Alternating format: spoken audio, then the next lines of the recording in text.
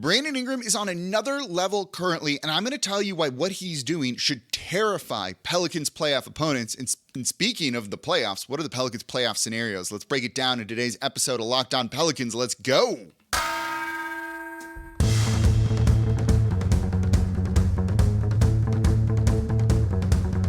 You are Locked On Pelicans, your daily New Orleans Pelicans podcast, part of the Locked On Podcast Network, your team every day. Welcome to another edition of Locked On Pelicans, the daily podcast covering your favorite team, the New Orleans Pelicans at NBA, part of the Locked On Podcast Network, your team every day, available wherever you get your podcasts and available on YouTube. I'm your host, Pelicans Insider, credential member of the media, Jake Madison, at NOLA Jake on Twitter, here with y'all on this Monday. Pelicans killing it right now, flying up the standings. They are 7-1 in their last 8. They are up to, depending on when you're listening to this, 7th in the Western Conference, almost out of the play-in tournament. And right now, that's thanks to Brandon Ingram. And I'm going to talk about what he did against the Los Angeles Clippers, that big, massive win that should terrify future playoff opponents. Then let's look at that in the Pelicans situation and where they might land in the postseason. And of course, thank you for making Locked On Pelicans your first listen today and every day. We're here Monday through Friday for y'all, breaking down everything you want to know about this team. Completely free, 5 days a week. No one else comes to y'all like this. Subscribe to the channel wherever you get your podcasts and on YouTube. And if you want to support Locked On Pelicans, you don't need to give money or anything else. You don't need to buy merchandise or anything like that. Just comment down below on YouTube, even if you want to say hi. Today's episode of Locked On Pelicans is brought to you by Prize Picks. First-time users can receive a 100% instant deposit match up to $100 with promo code Locked On. That's prizepicks.com, promo code Locked On. So let's get into Brandon Ingram playing incredible basketball. Over his last 9 games, he's averaging over 30 points per game, over 5 rebounds, and over 8 assists, and not turning the ball over. Dude's just on another level right now. Asked after the win over the Clippers if he was playing the best basketball of his career, and he said, yeah, I'd say so. And he said his mentality is just locked in, kind of at a different state right now. And that 122-114 win against the Clippers, where Kawhi Leonard rested basically the night before in a loss to the Memphis Grizzlies to come in and beat the New Orleans Pelicans, and he scored 40, and Brandon Ingram said, it's going to take more than that, and put the team on his back and open things up for other guys to go out and do an amazing job, and did. B.I. in this game, 36 points, 8 assists, 4 rebounds, 10 of 11 from the free throw line. Here's what's incredible about this performance that you might not have realized if you were in the arena or watching this game. He didn't even attempt a 3. This was an old school performance. He was either attacking the basket, making a mid-range jumper, shooting and making a mid-range jumper, or assisting on a teammate's make. That type of game is something that translates really well to the postseason. A dude that's just making shots like that is going to be tough to beat.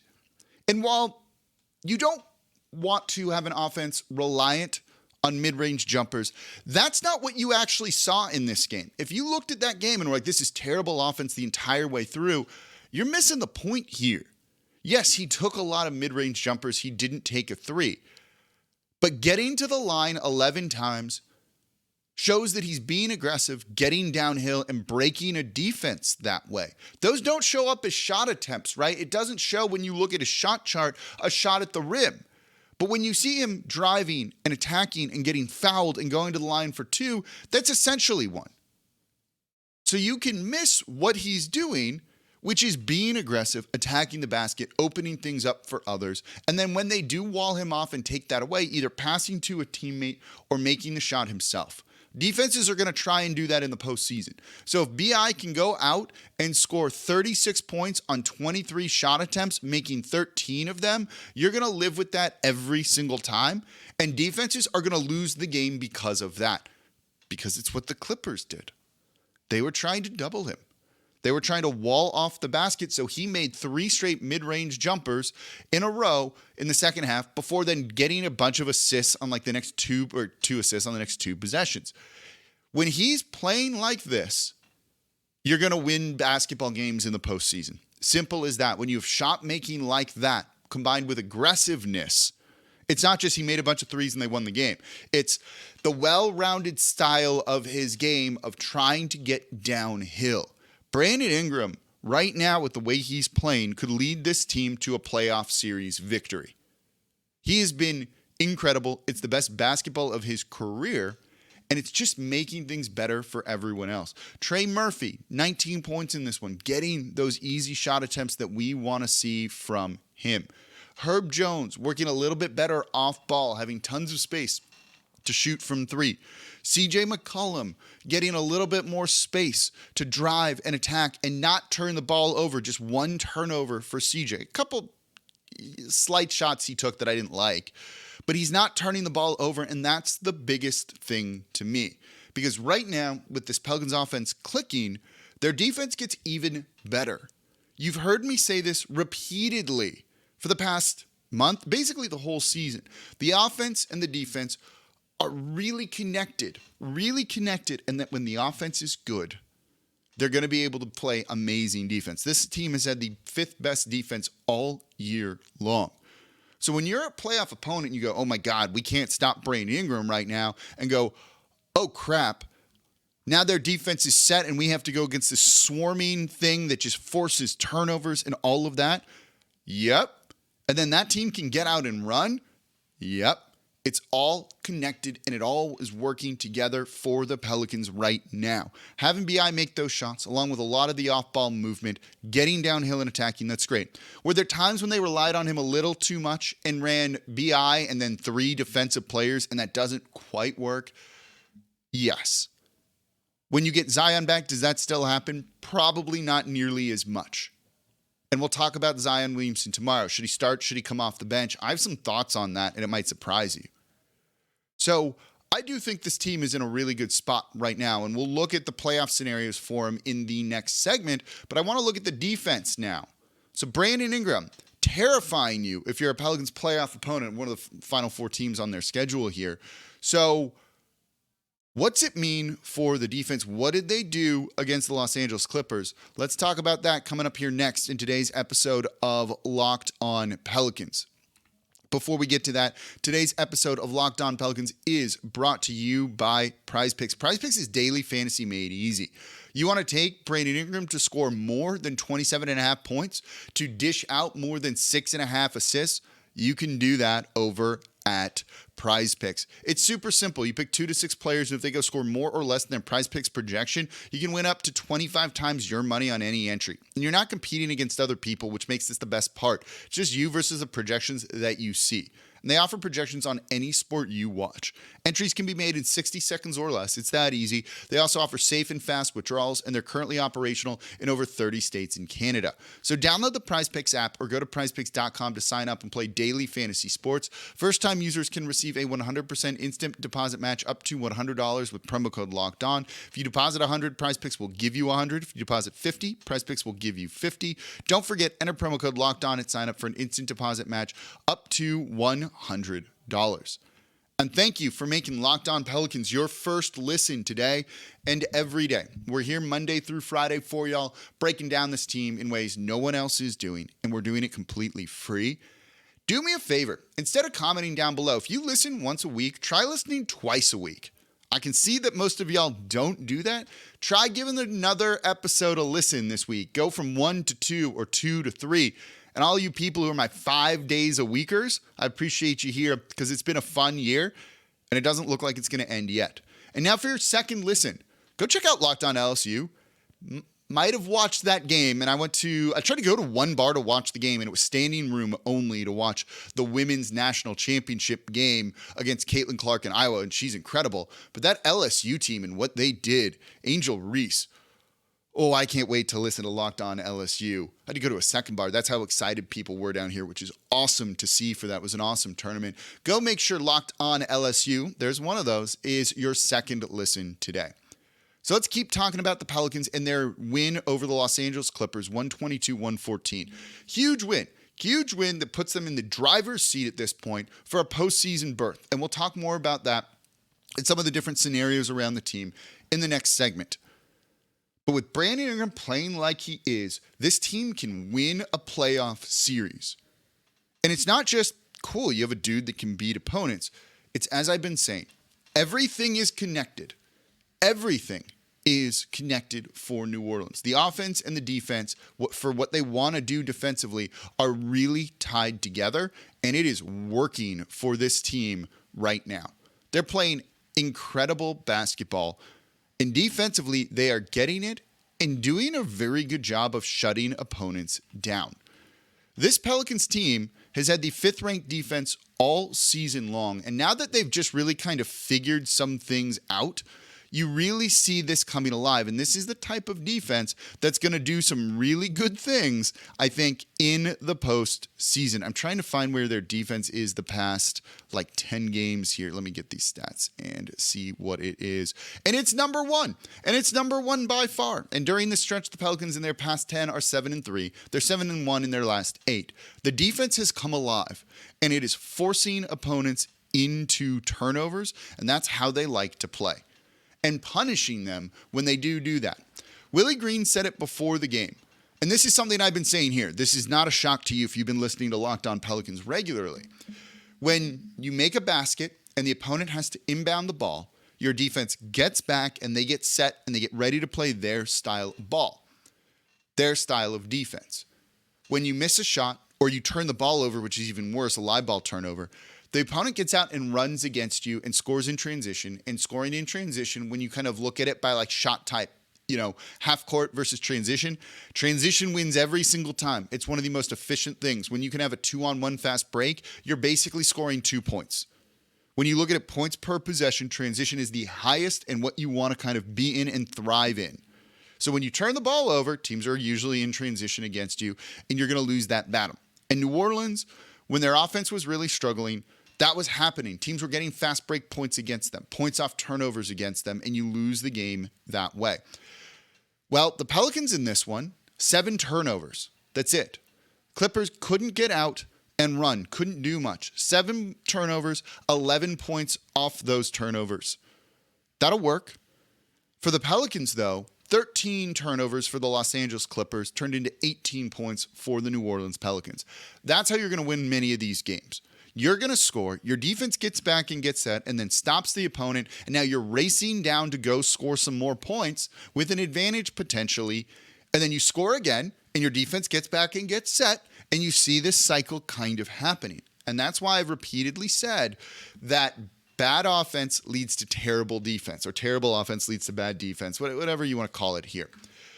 But the Pelicans have avoided that problem, which has been one of their biggest pitfalls this season. And I think that's really working in their favor, obviously. So if you have Brandon Ingram playing at this level, it's not just that he can go out and score and win you a game with his scoring. It elevates the team so much because of what it does defensively, making it easier for them. And as I'm recording this, by the way, it's midway through the third quarter. Dallas Mavericks are losing by 10, which I love to see, to the Atlanta Hawks. So this is the type of performance from BI where, his shot making is off the charts right now. He's getting downhill. He's getting to the free throw line. He's making his free throws. After a free throw, they inbound the ball. Pelicans defense is back. They get set. They can go out and they can force turnovers and force you into tough shots or just defend it easier.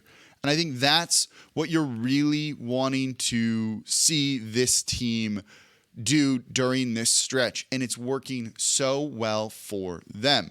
They're also a good defensive rebounding team too, partially because they're playing Jonas Valanciunas a lot more out there in more minutes than he has, and he's just been kind of gobbling up defensive rebounds and defensive boards. He didn't have many against the Los Angeles Clippers, but you could see the impact out there as they really did a good job of limiting second chance points for the Los Angeles Clippers, which really helped the Pelicans go out and win this game. Defensive rebounding counts as defense too, and when you've done a good job of that, which the Pelicans have pretty much all year long, they're 7th best all year. This defense is not one that you want to play against in the postseason. They're also 5th best at forcing turnovers defensively, and they don't really foul a ton, despite not really getting a lot of help from the referees.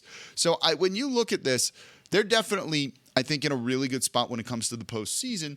And that's not even factoring in adding Zion Williamson, who it looks like we think is likely coming back this week. There's no guarantees on this just yet, but kind of, you're reading the tea leaves, looking at things, and it's kind of pointing in that direction. And I was just on our Locked On NBA show for Monday, which is kind of a different format than the rest of the week. By the way, go listen to Locked On NBA on Wednesdays because I'm always there. And we were talking about that, and they were saying, is it worth bringing him back? And the answer is unequivocally yes. And we're going to talk about that in tomorrow's episode of Locked On Pelicans. How do you integrate him back in? How do you bring him back in? Should he start? Should he be off the bench? That's what the entirety of tomorrow's show, unless something crazy happens or we get some sort of other update, is really going to look at, because I don't think it's as cut as dry as you might think. And I'm really looking forward to that discussion with y'all. So BI playing great. Defense plays better because of that. Pelicans are looking like a well-rounded team, catching teams at the right time. What's the postseason going to look like? Is it safe to start talking about that? Let's break down some of the scenarios and where the Pelicans could end up. That's coming up here next in today's episode of Locked On Pelicans. Before we do that, though, today's episode of Locked On Pelicans is brought to you by Built Bar. Built Bar, the best tasting protein bar ever. I eat one of these every single day. After last season, I was eating so unhealthy, late nights recording, sometimes just grabbing fast food after a game to come home, eat something before recording the show for y'all, and I just couldn't do it. Started working out more, and one of the things I realized I needed to change was just my diet. I needed to add more protein into it, and I needed to eat something that was just healthy for me instead of the crap, basically, that I was eating before. Built Bar has been the secret weapon for all of that. I really try and hit a certain amount of protein every single day, which can be tough. But when you have Built Bars, which taste like a candy bar, it just makes it easy. I look forward to eating one of these. I eat one of these every single day during lunch. I was playing golf today. I had one out on the course too. Just give me a little bit of a boost, because with Built, tasty is actually healthy, and they come in unbelievable flavors like churro puff bar, which is light, airy, brownie batter puff. You have the coconut brownie chunk bar. You have bars like the chocolate chip cookie, which has bits of real cookie dough in there, all covered in 100% real chocolate. They're delicious, and the macros on them are great. 120 calories, 140 calories, 20 grams of protein. These are going to be great for you. If you need to kind of add something a little bit healthier into the mix, go to Built.com. Use promo code LOCKEDON15 for 15% off. You can get them at Sam's Club. You can get them at Walmart. You got to give Built Bars a try. And thank you for making Locked On Pelicans your first listen today and every day. We're here Monday through Friday for y'all, breaking down everything you want to know about this Pelicans team. Subscribe wherever you get your podcasts and on YouTube. If you want to support the channel, and I would love it if you did, comment down below on YouTube. Just say hi or whatever it is you want to say about this team, because this team's fun right now. What do you think about Brandon Ingram? And now for your second listen, Locked On NBA. The postseason is kind of coming down to the wire. Locked On NBA, the daily show covering the biggest stories around the association. Rotating cast of hosts. I'm on there every single Wednesday, so please give that one a listen at the very least. Covering the biggest stories around the league as we get to it. New CBA, going to be talking a lot about that. We'll get into that more in the offseason, I think, as we want to talk Pelicans and playoffs right now. But that's going to be a big topic, Locked On NBA. If you want to learn more about that or all of the postseason things that could happen, go check out that show. Available wherever you get your podcast, also on the Odyssey app and YouTube. Okay, Pelicans beating the Clippers, moving to 7th in the Western Conference, a half game back of the Clippers with the tiebreaker over them, by the way. New Orleans is in a really good spot here. New Orleans has 4 games yet to go, and right now, they currently have a 3-game lead over the Dallas Mavericks, who are 11th. The Mavericks are losing right now. So this more or less could mean that the Pelicans feel like a lock, I think, for at least some version of the postseason, to at least get into the play-in tournament, if not the regular playoffs outright. They're 7th in the West. They're a half game back of the 6th seed and just a game back of the 5th seed with the Golden State Warriors. I don't think the Golden State Warriors are going to fade. But with the Pelicans having the tiebreaker over the Clippers right now, if those two finish tied at 6 and 7, let's say, New Orleans gets that spot and you avoid the play-in tournament. And I think that's really key. I think avoiding the play-in tournament is really key, because you likely have to go on the road for one of those games, and that could scare me. Well, maybe not likely. Let's break down some of the scenarios here. If the Pelicans end up in 9th or 10th, and they currently have a 2-game lead over the Minnesota Timberwolves, a 2.5-game lead over the Oklahoma City Thunder with the tiebreaker over that team and a game to go against the Minnesota Timberwolves, you feel pretty good that the Pelicans can avoid them. Because if you do go through that, there's a chance you have to go play one of your play-in tournament games on the road, and that is absolutely terrifying, particularly if it's going to be going to the Los Angeles Lakers. Since that ref mistake against the Lakers in that Boston Celtics game where LeBron did the thing and then the refs posted on Twitter like, we are so sorry, we're going to lose sleep over this thing. The Lakers' free throw disparity has been through the roof.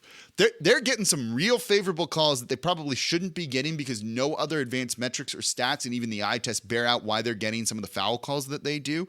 I don't want to go on the road and have to face that in a do or die elimination game. Terrifies me that maybe the refs would actually kind of lean in favor of the Los Angeles Lakers. You lose and you're done. So you've got to avoid the 9th or 10th spot, which I think New Orleans should do. If you get 7 or 8, you can lose the first game, and then you get a home game. At the very least, if you're 8. Getting 1 at home, I feel good about that because there's no real good road teams in the Western Conference. There's only like 2 teams that have a winning road record in the West going into the postseason. Just one. It's the Sacramento Kings, and then the Clippers are 500 on the road. The Nuggets are 500 on the road. Everyone else has a losing record on the road.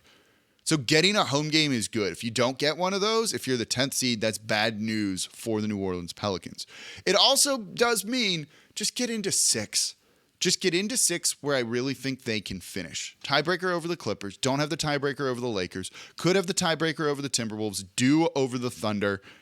And I don't think that the Mavs are going in the right direction here, and it looks like they're going to be out of the postseason.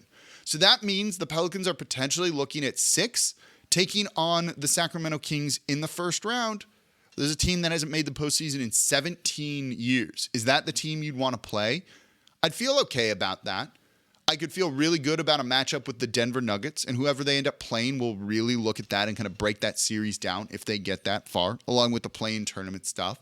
And we might have time to kind of break down the preferred rankings of teams that you'd want to play in the first round. But getting to 6, I think is great. Getting to 5 would be less than ideal because you're playing the Phoenix Suns in the first round, and I think that's brutal given that they haven't lost with Kevin Durant out there.